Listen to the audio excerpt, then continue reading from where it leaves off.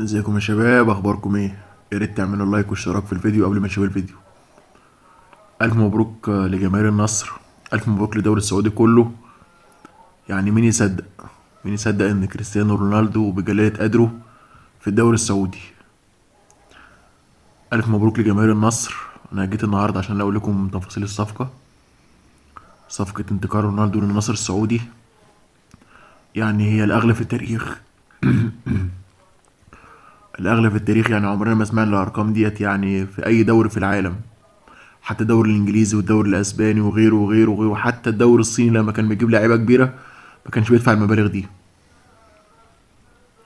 ان النهارده اعلن عن ان كريستيانو رونالدو انضم للنصر السعودي مقابل 200 مليون يورو في الموسم الواحد.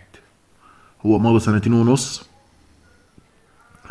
سنتين ونص وكمان من هيبداوا من اول يناير.